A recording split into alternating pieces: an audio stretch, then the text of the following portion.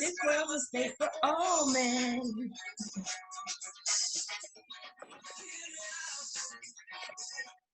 This world was made for all men and women. And we are happy today to be a part of the conversation of how to move us forward. I have with me today Stephen Scott to my left, Karen Kegelman, Catty Corner. Karen, give us a wave. And Irene Hairston.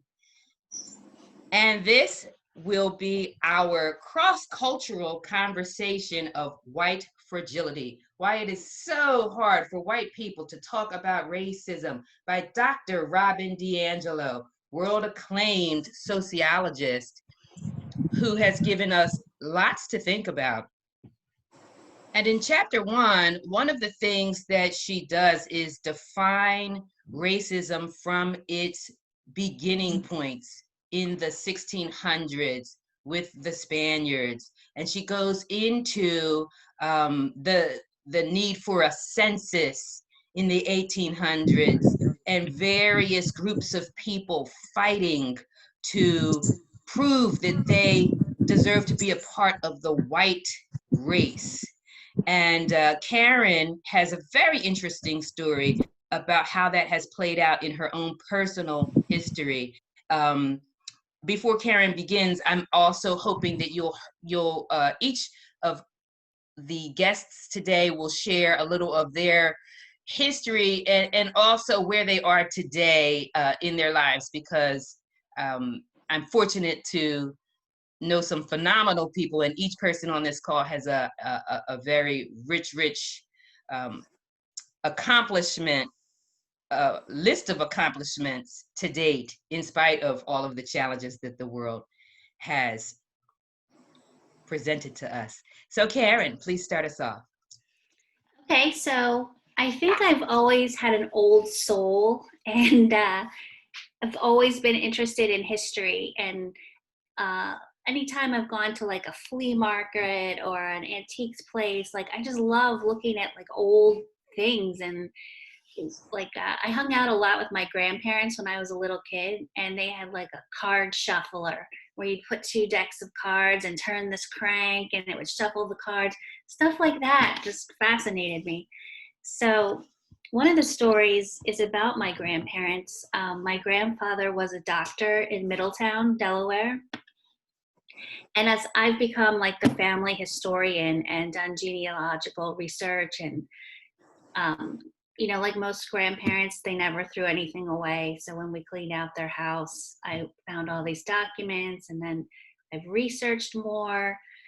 And we always knew my grandfather had been born in Panama, and then both of his parents died, and he moved to Jamaica to live with relatives. And he was that, you know, like British colonial, intermarried with Jamaican people. So his father was of British origin, and they had a very British name. And he was an orphan, went to schools in Jamaica, and then he was Catholic. The priests encouraged him to come to the United States for college. So he went to Georgetown University in like 1928, and he studied pre-med, became a doctor, and he worked in a morgue. Like I don't think it cost as much then to go there as it does now. Like you could actually have a job and pay for some of it. But he always told us stories about how he worked in a morgue to pay for school. And as I studied more about him, like he never told us anything about his family and couldn't remember his mother's maiden name and stuff. Well, as I was telling Heather, I found his passport, and it describes his complexion as, it's in Spanish, it says Negro Liso, which is light Negro. And then he would come back and forth from Jamaica to the US for school. And on another application, it asked for his nationality and it said like West Indian. And then another time he came back and it said Scottish. So I was joking with Heather, like he got whiter and whiter every time he came back. And he ended up marrying a woman with blonde hair and blue eyes who was super racist, which I find like really ironic. But I think I'm like, now in retrospect, I'm like, I wonder if that was like part of the plan. Like, cause I think he definitely passed as white. And like, if you're married to a white woman who's super racist, like nobody's going to question that. And if you have a very British sounding name and you're a doctor, no one's going to question whether you're white or black, even though you have very dark skin. And I sent Heather a picture. And I sent I don't know if you know Bibi Coker. She works with me at the Delaware Historical Society. I showed her a picture. I just said, is this a black man or a white man? And she said, a black man. And I go, that's my grandfather. And she said, you don't look anything like him. And I was like, because I look like his wife, I guess. But I did Ancestry DNA and we're like 2% African. So that's that story. And I've always just found it, like super interesting. I didn't know about the passing as white kind of thing until about the 90s. I read some other books about it. And it's just led to my thought process of like, what does it really mean to be black or white? And in talking with friends who are black, we talked about like your socialization and whether you're socialized as black or not. Right. And Karen, I thank you for sharing that. And I thank you for reaching out with an interest in furthering the conversation. I think for most people I know right now, they're very interested in what they can do differently and how they can be better, but not necessarily feeling courageous enough to share stories like that. I feel like I've read stories like that in textbooks for years, but I've never had a person be able to say, yes, I admit that has existed in my family. Mm-hmm. So that means a lot to me. And I know also in chapter 2, Dr. DiAngelo talks about individual whites are against racism, but still benefit from a system that benefits them as a group. And I know you have admitted to that as well. We've talked about just in your neighborhood, you've never really thought about it, but yeah, it is all white, or there is only one black family on the block. And why have I always lived in neighborhoods where it was all white except for the one black family? Right. Stephen, did you want to add something?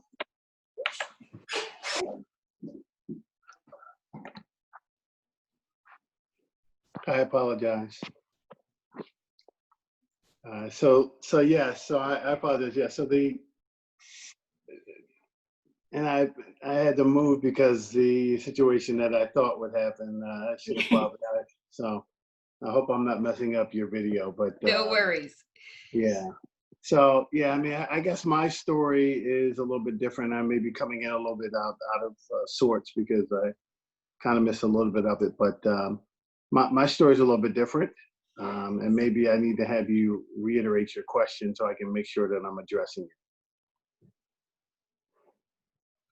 Well, we're just talking generally about our experiences with trying to fit in with white culture. And then I brought up the point that whites, like Karen is sharing with us a piece of her reality, that she is part African, but she passes for white and has enjoyed the privileges of being white. And one of the ways that that's played out is nicer neighborhoods and nicer schools where there are only 1 or 2 other blacks in the neighborhood, and trying to ask, I know Karen and I have talked about her reflection. Well, why is it that there's only one Black person in our neighborhood? So having an issue with it, but not exactly knowing how to fix it or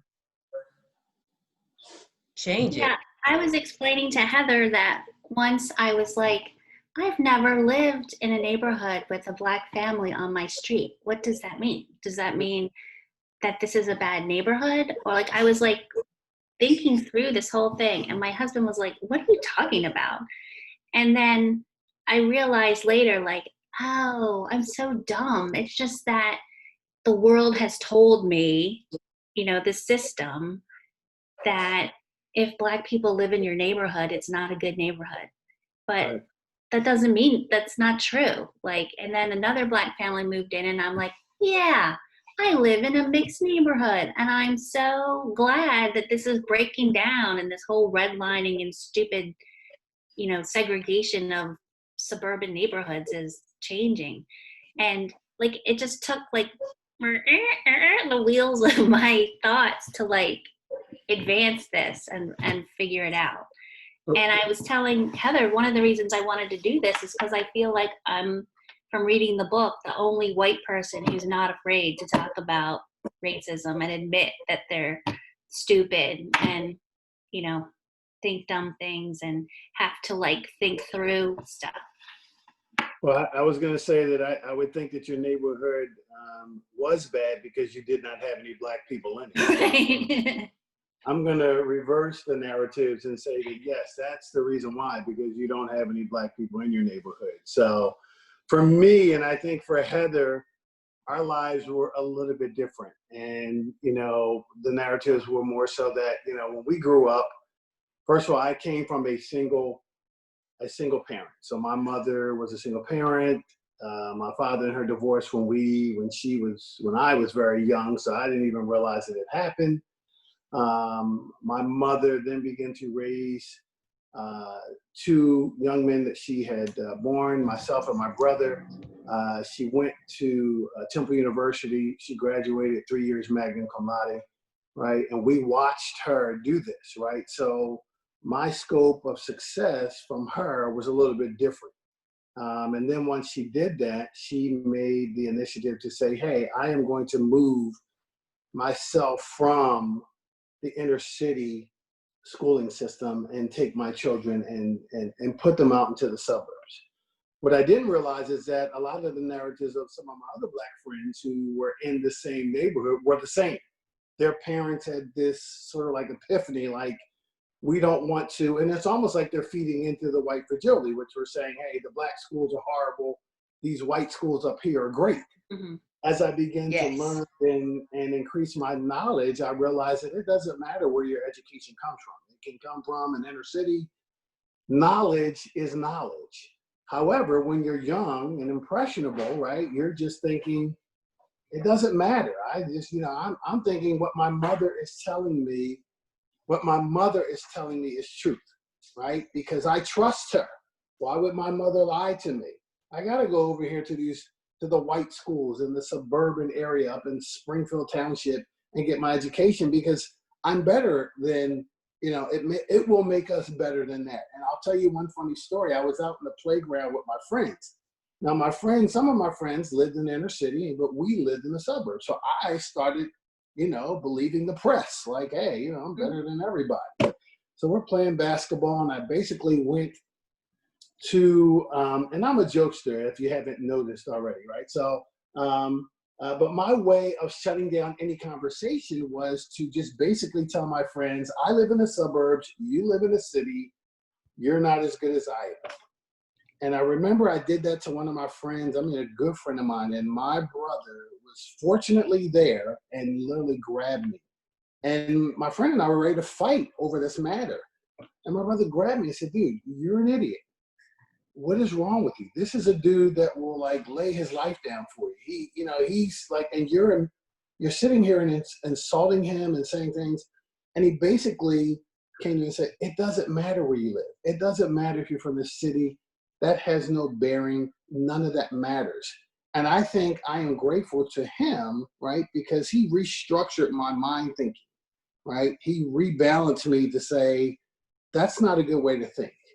And that's some of the problem that we have with, I guess, this white fragility. I mean, is that, you know, the fact that you are automatically entitled to this privilege, right, brings you to a status where even if you don't have status, you have status, right? And that's unfortunate for us because we don't get that opportunity. We have to create our own status. Like if Heather wasn't as educated as she was, right, and put all the different symbols behind her name, right, people would not potentially give her the accreditation that she would possibly deserve had she not done that. That's the difference with us. We have to prove our credibility, whereas others, it's automatically given. And I'll stop because I don't want to, I'll run on and Yes. like. Thank you, Stephen. Irene, did you want to chime in? I would say that we move a lot. So we've gotten to live in a lot of different kind of neighborhoods. And just because we rent, we haven't really gotten to a situation where that we feel comfortable in any kind of particular neighborhood at this point. But we recently moved from a mostly white neighborhood to a predominantly Black neighborhood. And I've never felt safer. I feel like we were being watched. I feel like eyes were on us. If we were going like, I don't know, we were on a very tight street. So if you were going with any kind of like momentum in your car, people would yell like, you need to slow down. I mean, just, I feel like the hostility that we experienced, I was like, we have to get out of this neighborhood. So as soon as we were able, we did, and we moved into a neighborhood where, you know, I would say the perception and the words that I've used to describe it, or it's like, oh, it's a little, you know, I don't want to say dangerous or whatever, but there is like, you know, we live close to the rehab where people get their methadone. So there's this perception of our neighborhood as being dangerous, but I feel so much safer in this neighborhood. I feel like our neighbors, they talk to us. We never say hello when we don't get a response. We share meals together. I mean, I am in a neighborhood that is like a community. And I feel like the words that I have used to describe, oh, it's a little bit, oh, it's not nice like the neighborhood Westover Hills, which is right across the way. But it is a very nice neighborhood. So I feel like I've even had to reframe some of the language I use to describe situations because I too have been indoctrinated. My mother is white. She has blonde hair and blue eyes. And my father is Hispanic. He's from Belize. So that's a very, they call it like a Garifuna kind of a population where there Black slaves have lived there. There's a Mayan Indian and Aztec population. And then it's very multicultural. They said a Belizean family, you could have a white cousin, you could have a very dark cousin, you could have, you know, mixed race people. And that's just like the nature of what it's like in Belize, but it's an English speaking country. So, you know, I have a very different perspective because people have described me as, I never thought of you as Black. I've never thought of you as anyone but a white person. So I've lived kind of that experience where it's been difficult for me because I've never known a lot of interracial people. Like I see more now, like in children and when I'm shopping in neighborhoods, but you know, growing up, I was one of a few people that I even knew. So my experience is a little different because I was raised by a white person, but surrounded by people of color my whole life. I just want to add this funny story that because of my initial weirdness about having Black neighbors and the fact that my name is Karen, and then there's all this stress that when I see my Black neighbors walking now, I am like so overly friendly because I'm so worried about them feeling unwelcome here. And I'm like, they probably think I'm like that crazy woman who's when she's driving by, she's like, hi. I have felt that so many times. I've felt overly welcome in lots of situations with white people, which has been great because I've had some great experiences. I don't know if there was a slight inauthenticity in it. I guess I felt like people have tried to overcompensate. Like, you know, there's a bit of a guilt there. Like, I know I'm privileged, but let me try harder to be kind. Yeah, I'm trying to balance that out so it's not weird. Yeah, I think there's something natural in that. But going back to points that both Irene and Steve made about changing the ideas. I know Dr. DiAngelo talks in several chapters about the code words and how a code word would be the good schools. And really what we're saying is the good schools are the schools that are predominantly white. And trying to shift that concept. Neighborhoods also, you know, the neighborhood being a good neighborhood, that means predominantly white. And when we're talking about Black neighborhoods, we use words like dangerous neighborhoods. So Irene, you saying that was really powerful. And when Dr. DiAngelo talks about the danger of Trayvon Martin's neighborhood, a gated community that was dangerous to his body, you know, dangerous to his life. And how we need to shift those ideas of what's good and what's dangerous. And I don't even know where we begin, because like you were saying, Stephen, a lot of the ideas are ingrained in all of us at this point. I definitely have neighborhoods where I want to make sure my doors are locked, and that's not unfounded. It's not unfounded, because we do hear stories of carjackings every single day on the news. You know, so how do you think we can start to shift some of those ideas and some of the realities that have been created?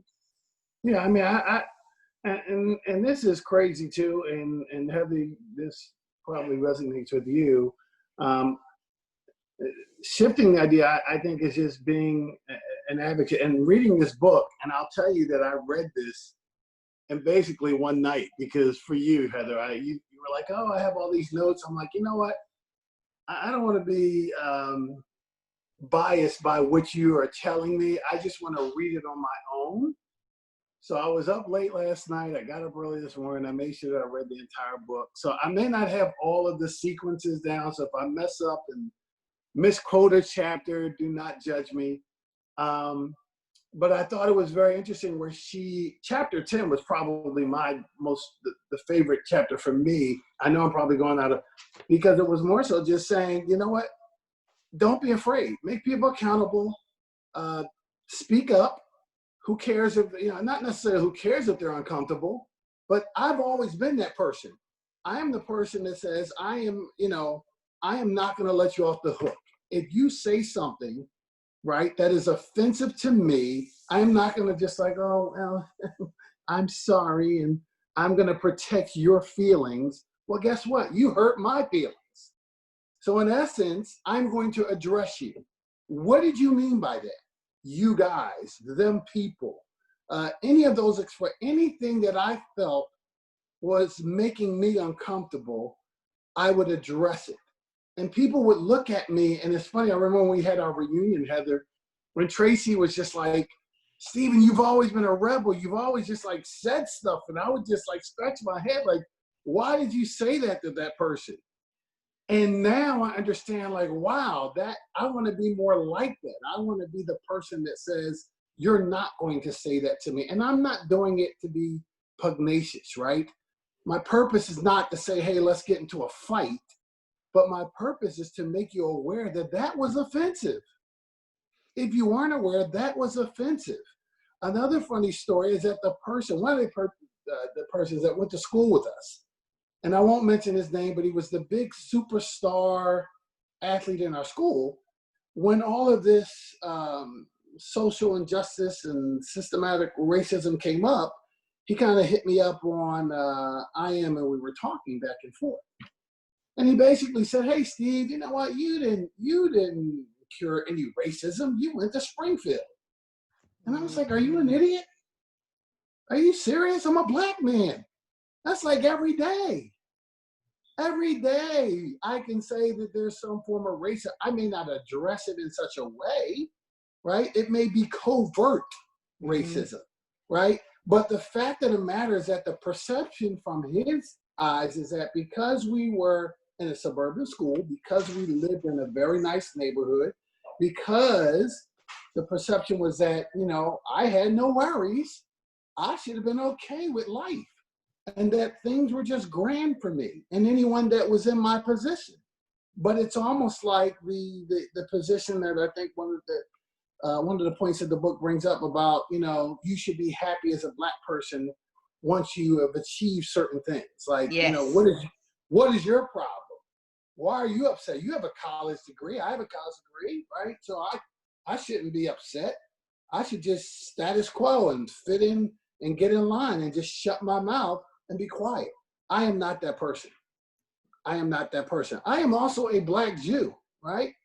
That's another concept that is even crazier. My grandmother was a rabbi. My mother is currently a rabbi and the head of our organization. So not only do I get it from white people for being black, I also get it from white Jews that think that I should not, you know, assimilate to being a black Jew.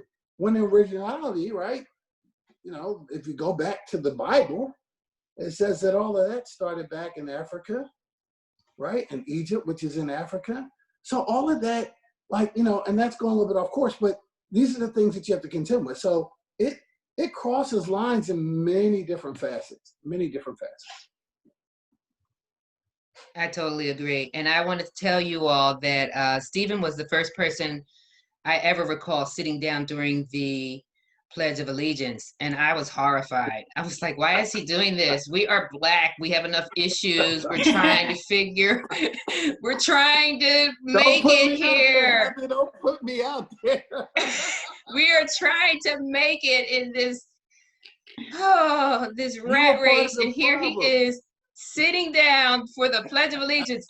But he was unapologetic about being who he was, and I do appreciate it, because Steve and I'm peeling back a layer, and I'm being really vulnerable in saying that I was a little bit more like, oh, let me think of your feelings. I'll just swallow my own feelings so that you can be comfortable. And Dr. DiAngelo speaks to that. That was something that I can say, or is something I can say I know very well. I have spent a lot of years swallowing my own feelings so other people can be comfortable. What she talks about. I can speak to that too. Even being in education, I feel like there have been, I mean, countless instances where people have said things and I'm like, whoa, that is racist, that is insensitive, that is not considering a family and their needs and their children. Like, these are people's children we're talking about. And I feel like I have absorbed it. I've been very quiet. You might have got the side eye, but I never was comfortable enough with calling things out in front of my peers and getting the spotlight flipped onto me, which she also described, where, oh, well, you don't understand what I meant. What I meant was, and then, you know, the backpedaling. And I feel like I've always kind of had to navigate things like that, especially in the workplace. So it was very freeing to see that addressing it doesn't mean you're doing that good, bad binary where these are now bad people. Like, the way she described it was very, it reinforced the fact that there's nothing wrong with calling out something that is not right. There's nothing inherently bad in people if you say, that was insensitive. Do you know that was insensitive? And here's why. Like, you know, kind of providing that that feedback, and feedback in the form of like a critique of what was said, but not in a way that's hurtful to other people. Because I feel like I've always been very concerned. What's this going to look like if I stir the pot? What's this going to look like? Am I going to then have to go and sit with my white supervisor and explain myself, you know, and what I was doing? So I feel like I definitely have enjoyed reading the book, because I feel like it's given me a chance to really figure out where my role will be moving forward. Because I've heard a lot of people say, I'm not going to tolerate racism. And I'm like, you said something racist last week. Like, so they have the words, but at the same time, their actions are not representative of the words they're using. So I feel like I'm trying to be very purposeful. I'm doing the book club with school, and every member that has participated so far has been white. So they've been giving a lot of feedback, and they've been asking, how do we say these things? How do we interrupt if we hear somebody else? So not that I've been the sounding board, but I've felt like not talking about racism is a problem. And the concept that we're getting to a place where we can discuss it, because if people don't get feedback, how do you even know that what you're doing is hurtful to somebody? If I never say that hurt my feelings, or that's not considerate. If I don't tell you, do you even know? Do you recognize it? I love that, Irene. And I know you and I have both talked about being people of color more broadly and generally, and how others are leaning. And again, it's not out of malice. It's just, what can I do to help? And here we are saying, like I'm not the billboard for this. This is a worldwide phenomenon. But one step at a time, one day at a time, one conversation at a time, we heal. So as we share our stories today, someone will hear something and say, oh, I didn't realize. And that's one small thing they won't do anymore. When I asked the question earlier about like, how do we start to shift some of these perceptions? I think it is in these moments where, like you said, Irene, this book has given me the courage to speak on things without feeling like I'm hurting someone's feelings. And we know intent versus impact is always going to be something we have to be aware of, because I can intend to say something with all due respect, and it can impact someone very differently. Nevertheless, I know going forward, my focus is on challenging ideas and not people. And as I do that, I think my presentation will be palatable for those who I encounter. Well, you got to remember, Heather, the rules of engagement, because that's important, right? You can't make sure. Chapter 10. I told you that was my favorite one, because rule number one was don't give me any feedback at all. Give me no feedback. I don't want to hear it. Absolutely not. If you call me a racist, it's over. I'm leaving.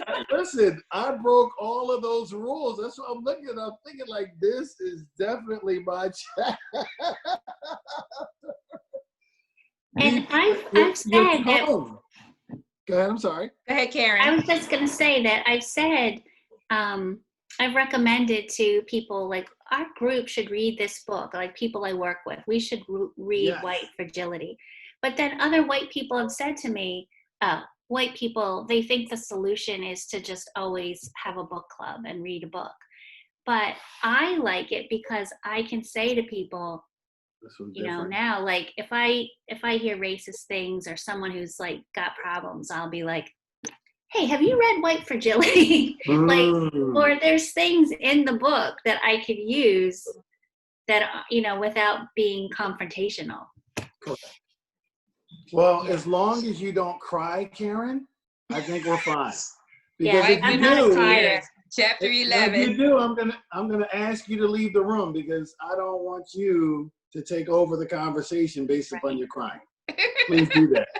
And what's so funny about that is my mother, right, at the drop of a dime, would be able to cry. She would just like cry. I'm like, Mom, would you like, but it works. Like, you really just deflect whatever's going on over here, and it makes you, it forces you to actually address her. So when I read that chapter, that was amazing to me as well. So like I said, Heather, I apologize because I know I'm kind of going out of order, but things that are resonating to me, I'm bringing up. So I apologize.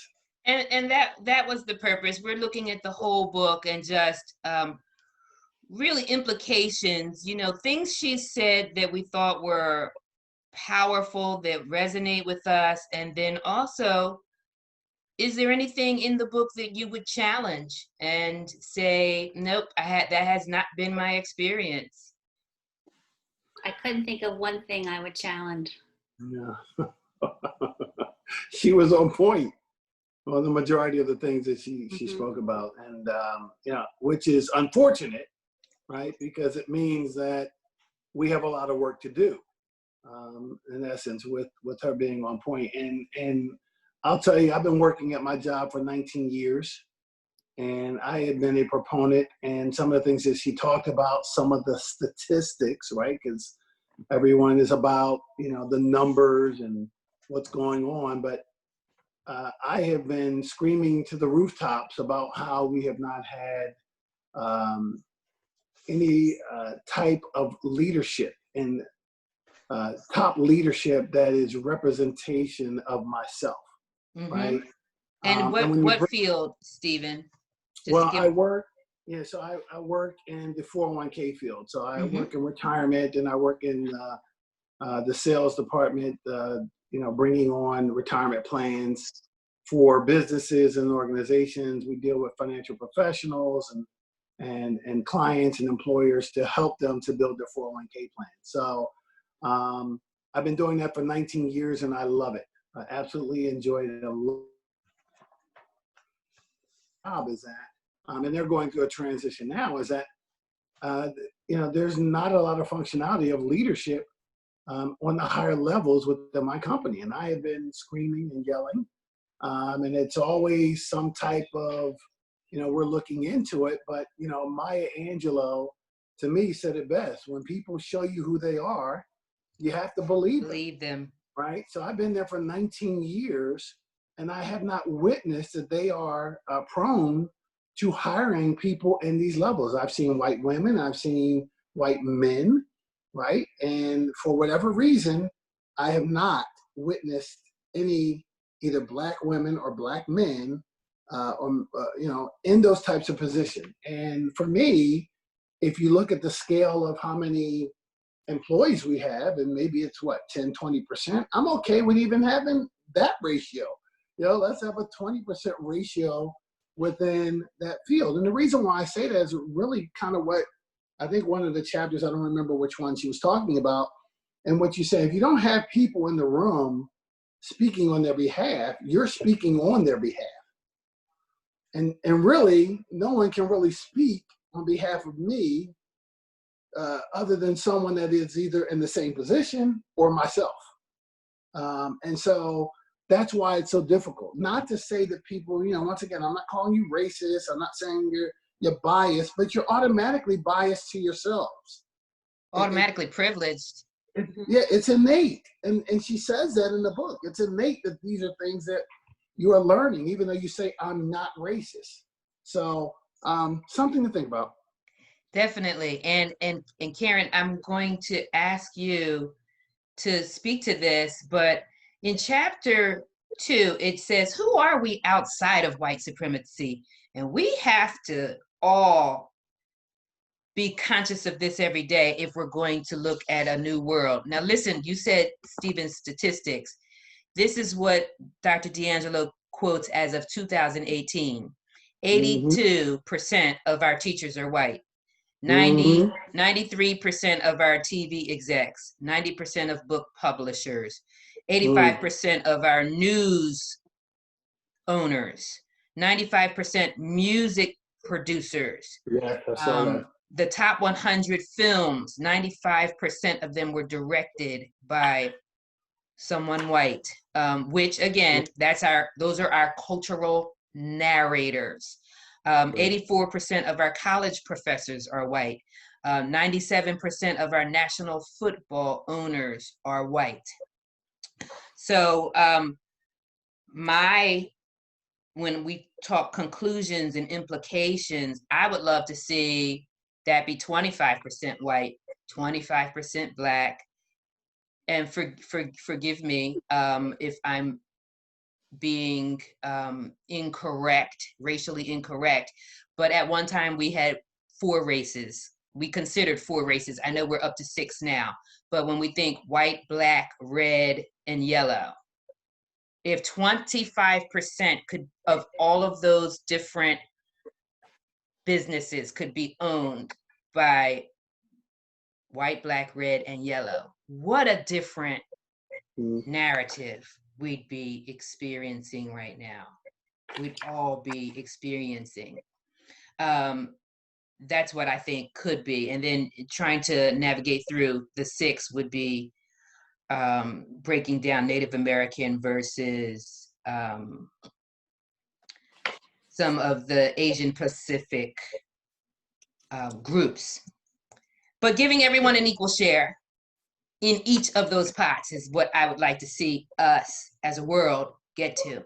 Now, Karen, my question to you would be, in some of your conversations, because you've been so willing to share, what's that conversation like amongst white people about these areas and them being 80% dominated? Well, I'm in a bubble, so I'm usually talking with fairly like-minded people, and they think it's terrible and that we should do something, but I don't think that people realize.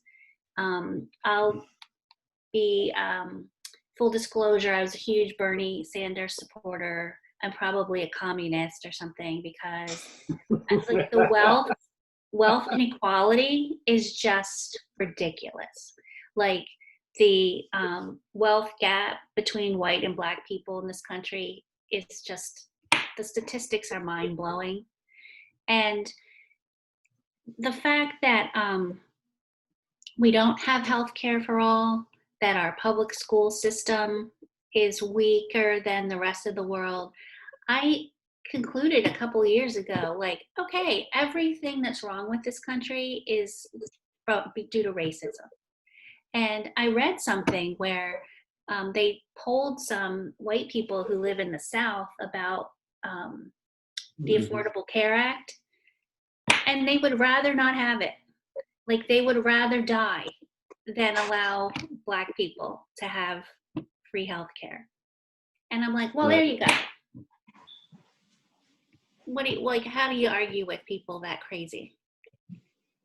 And we have serious issues that need like Franklin Roosevelt type changes in the country. And she addresses it when she talks about individualism. Everybody's like basing people's value on their economic, value. Like, what are you adding? What are you bringing to the table? And if you're not, like, look at the coronavirus right now. Most of the people who are dying are older black people. So people are like, like, are people in nursing homes? Like, well, we should open schools, like it's not dangerous. Like, what are you talking about? And, the 1918 pandemic affected young people and children far more. And if that was happening now, people would be taking it a lot worse.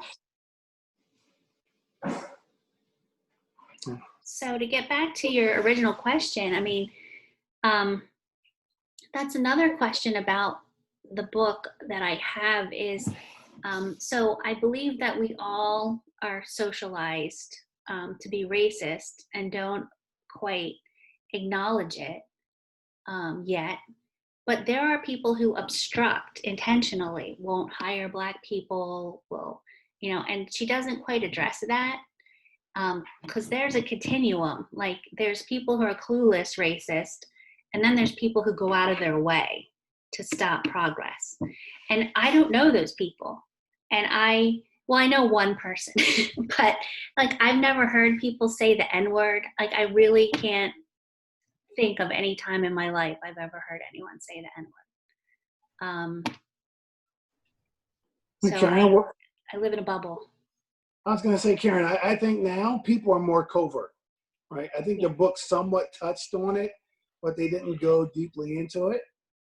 And that's what I have learned, right? And Heather, I don't know if you witness this more so as well, but living in the neighborhoods that I've lived in, right, I noticed that, like you said, it's taboo to be racist or to be perceived as racist. So now they covertly do things, right? So, like you said, I'm not getting hired, or I won't be promoted and put into a position because of, maybe my race. And, or let's say they have an evaluation of who they think you are, but they don't have that candid conversation with you so that you may or may not address it. So it's a lot. And what I say is that, once again, you have to address it. When you see it, I think that's how we can, possibly bring on change, is that we have to address it.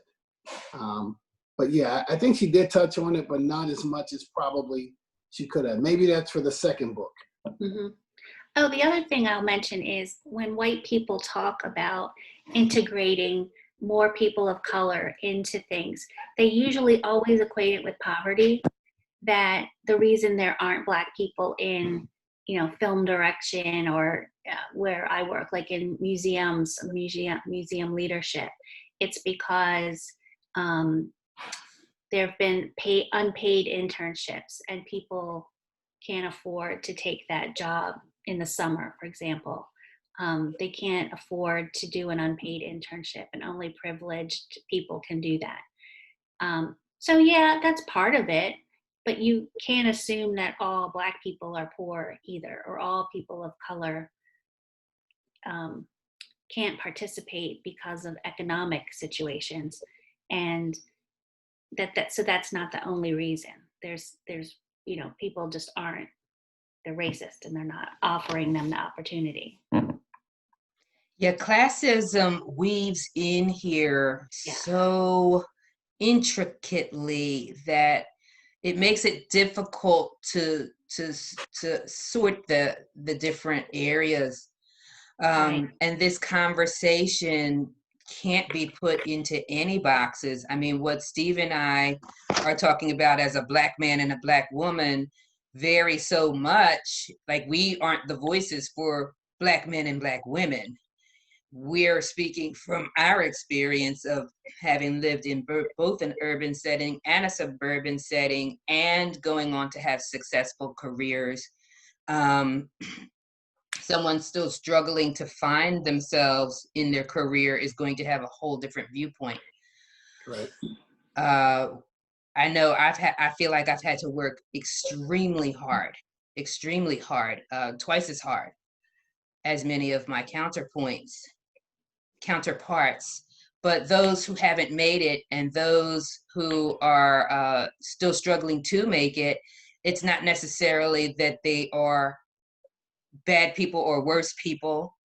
And I think that is a concept that goes beyond race. It's really class. We think that people who don't have money are a lesser kind of people. Mm-hmm. That's a message that's been fed to us. Right. But such a big part, Heather, sorry, I didn't mean. No, go ahead. Was looking at our biases, like really thinking about, when you close your eyes and when you hear Hispanic, like what comes to mind? Or, if I think about my students and, assumptions I've made, and then you base decisions off of those assumptions. So you really have to look at your own like indoctrination into society and kind of see where I always call it the lens, like the lens I look through versus the lens somebody else looks through, are completely different. And if we don't, as people who are trying to move forward, if we don't really talk about what our assumptions are about people and, what we perceive as inherently dangerous, because I know she said, people equate being uncomfortable to being, what was it, not safe, or she described it, and I can't remember her exact verbiage, but she just said like about being unsafe, being attacked, like you feel when you're uncomfortable, that's perceived. It might have been in the White Tears chapter, like that you're no longer safe, and it's like you're in a room with other people, there's no danger, yet your reaction to being confronted is very extreme. So I feel like if we really start looking at our own biases and maybe even helping children or, you know, people that are in our lives look at theirs, you know, that would be transformative. Yes, and that's definitely something I've had to do with myself, and I see other people doing it as well. An example recently, actually on my last White Fragility conversation, we were talking about drugs, the war on drugs, Mhm. and how crack cocaine, you can get 10 years in jail for one little vial, but then you could have a whole kilo of coke and get off Probation. Correct. You know, and we've been taught What's wrong with that? we've been taught to hate our own people in some ways with that. I mean, I've definitely judged people and thought, you know, what is wrong with you? Get your life together. I'm guilty. I'm sharing that. Please don't beat me up. I'm being honest. I'm being honest because I hope other people will start to be courageous enough to be honest in settings, public settings. I believe this is what we need. But then here's the catch that really angers me. You know, as we had this new pandemic or epidemic, I should say, of what is it, the opioids. Now all of a sudden, it's a health concern. And now addiction is a health concern. So now it's not criminal. When white folks are having trouble with addiction, it's a health concern that we need to all rally around and wrap our arms around. Mm-hmm. But when Black folks are having trouble with addiction, it's criminal. Correct. And it's covert, but it's overt. Correct. I feel like if you don't know to look for it, though, you know what I mean? If you don't hear the other side, you're just getting the one version. And like they said, you know, if 90% of what we're seeing is the white side, then that's what society is getting access to, us included. Yeah, and it makes me angry that I fell into that. And I've fallen into so many other storylines as well. But I'm thankful and I feel hopeful. I'm thankful that we are having this moment to empower ourselves in conversation and unravel so many of the myths that have gotten us to where we are as a society. We've made a huge, huge mess. And we are privileged to be a part of those who are able to unravel it and create a new world. You know, it's good stuff. We're in a great place to reshape our world. And I feel very confident that each of us and the communities that we touch will continue to build because we know we can. Right.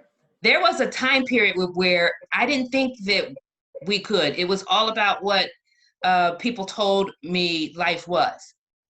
And I now feel like I have a part in this life. I'm not just being fed information and playing a role that you've told me I have to play. I can create the role. Mm-hmm. And I feel empowered by that. I do think that this is a watershed moment, and people I know have asked aloud, like, will this last, or is this just a flash in the pan kind of thing? But I do think that white people are taking it very seriously. And, you know, it's token stuff like taking Aunt Jemima off the box or changing the Redskins team name and stuff. But for white people, that's significant. And it sends a big message to, you know, the people outside of my bubble that, you know, whoa, like the world is changing.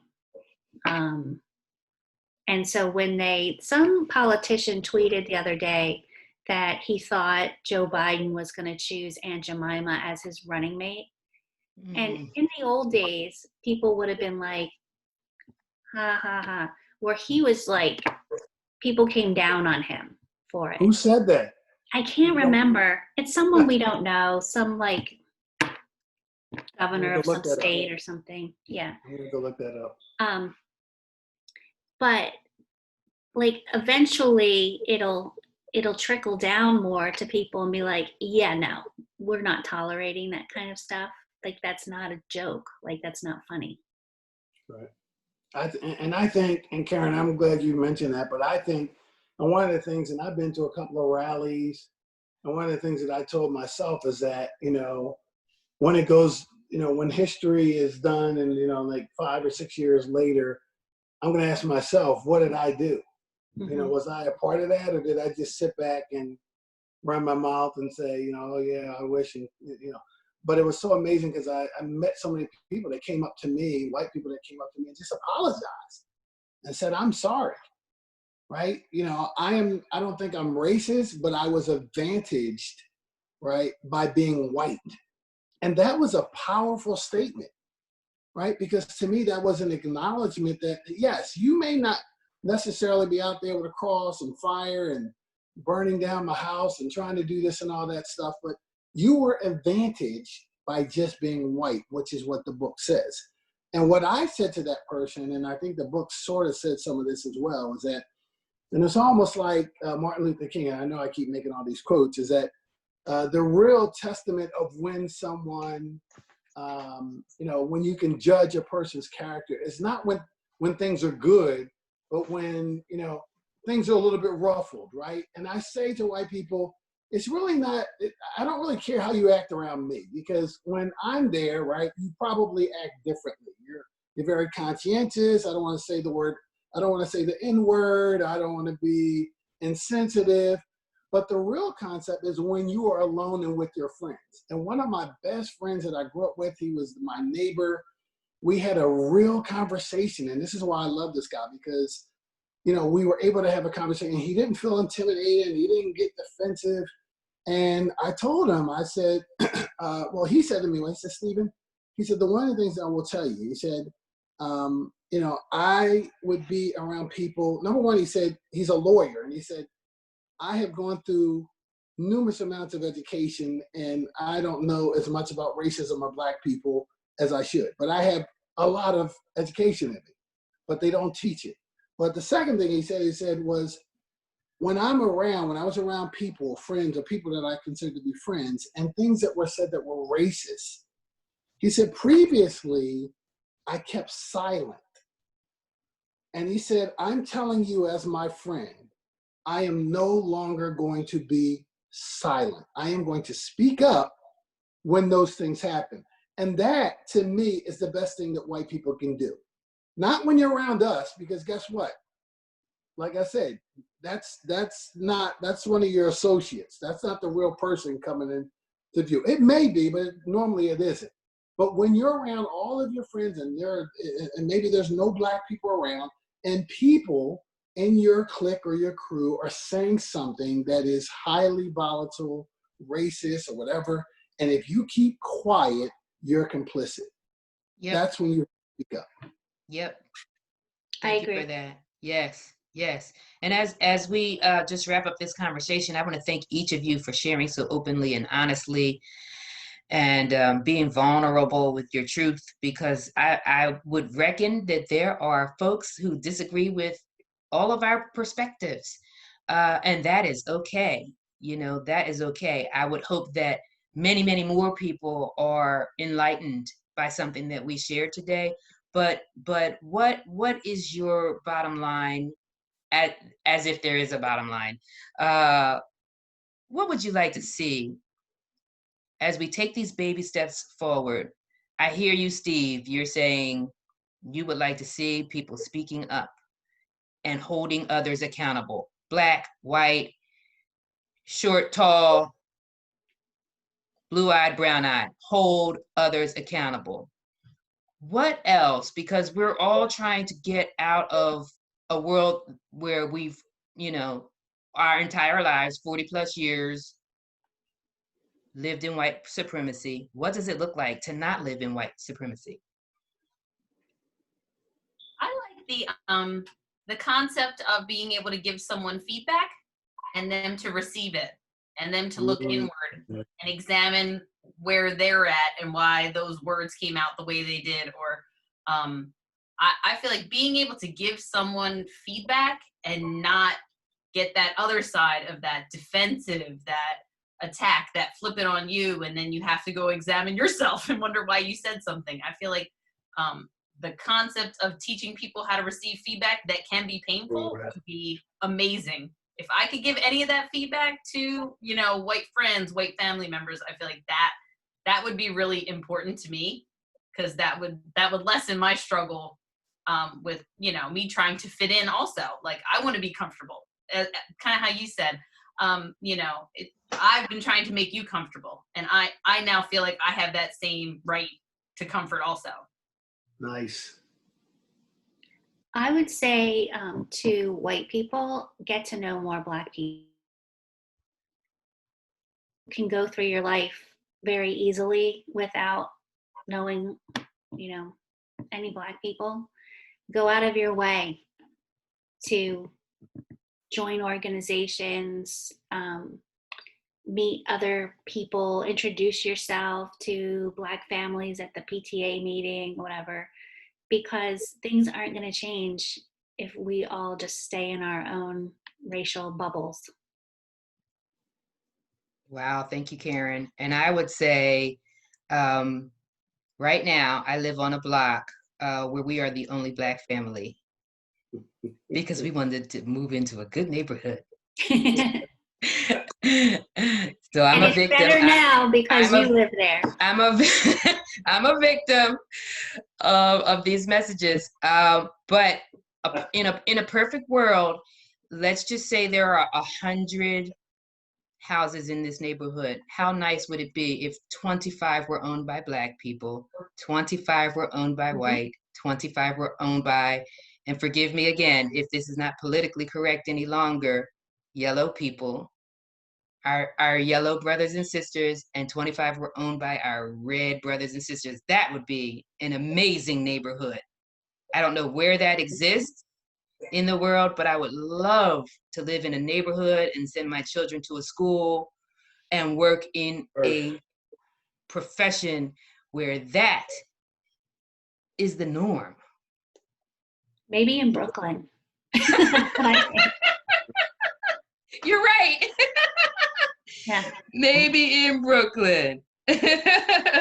So this song by Stevie Wonder is a song that talks about it actually talks about the 4 races, and it highlights the accomplishments of Black men and yellow men and white men and red men. It's called Black Man, though. So when he does part 2 of the song, he has to include women. Because we know that's another area where we need to improve in the world. But I'll just close us out to that, and I say thank you so much for joining. Thank you. Thank you, Heather. It's been a riveting conversation. To meet you all over Zoom. Songs in the Key of Life.